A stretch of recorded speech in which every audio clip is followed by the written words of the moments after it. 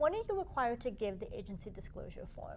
The law requires the broker to give the agency disclosure form in two specific instances. One is where they, prior to the broker entering into an exclusive representation agreement with the consumer.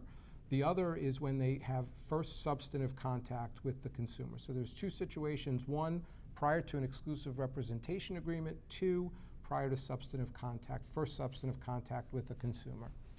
Can you give an example of what an exclusive representation agreement is? A listing agreement is an example of an exclusive representation agreement. A listing agreement between the seller and the broker, where the seller engages the broker to exclusively represent them in selling a property. Okay, and then what does first substantive contact mean?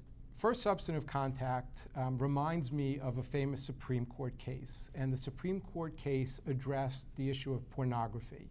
And the justices said that they couldn't define pornography, but they knew it when they'd see it.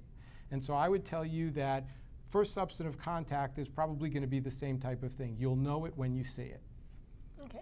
Can you ever give the form too many times or over-disclose? You can never over-disclose. The form is simply a disclosure form, and you can never explain how you're representing too many times.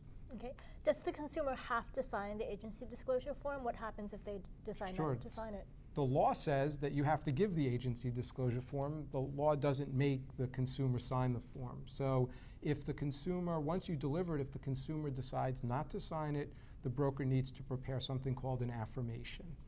Does this affirmation have to be witnessed? The affirmation has to be witnessed. There's a misconception that it has to be notarized. It only has to be witnessed. And there are two witnesses, and all the witnesses are doing is witnessing the broker signing the form. They didn't need to witness the broker trying to give the form. Can the agency disclosure form be delivered electronically? It can be. The agency disclosure form can be delivered in any form, so it could be delivered by fax, PDF, and so on. And the Department of State has confirmed that, in fact, this form can be delivered electronically. Real estate brokers are often having lengthy conversations with parties, especially foreign parties, before actually meeting. Should a broker disclose the agency disclosure form prior to meeting? Sure. And again, I feel that you can never over-disclose. Once you start conversing, whatever the case may be, I think you should give it. And then we're going to talk a little bit later about the importance of the agency disclosure form as a marketing tool. What should a broker do with the agency disclosure form once it's been signed? The broker is required to hold on to the agency disclosure form for 3 years. I recommend that it's scanned in because they don't need to keep the original, but then they have a copy, and I would suggest that they just hold on to that copy. So 3 years. Okay. So let's discuss open houses.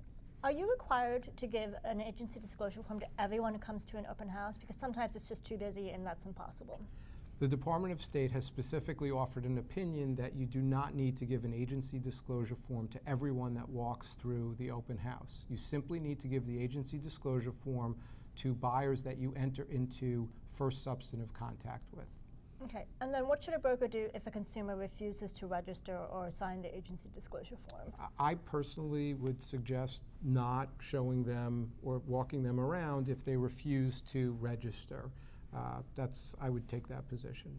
Is a broker required to give an agency disclosure form to a consumer who's accompanied by their own broker? No. The Department of State has specifically said that it is not first substantive contact if a broker comes in contact with or meets with a consumer that is accompanied by their own broker. What happens if a co-broker sends their client to an appointment but is not present? Right, so we talked about the word accompanied, and I would take the position that even if the consumer is represented by a broker, if that broker is not accompanying the consumer, that the real estate broker should give the agency disclosure form to that consumer then. Can an unlicensed assistant distribute the agency disclosure form on behalf of a broker? An unlicensed assistant presumably could deliver the agency disclosure form, but I would certainly hesitate for them to do anything but deliver the form. So could they send an email on behalf of my broker attached as an agency disclosure form? Sure, they could certainly do that, but they cannot answer any questions concerning that agency disclosure form. I have one final question about the delivery of the agency disclosure form.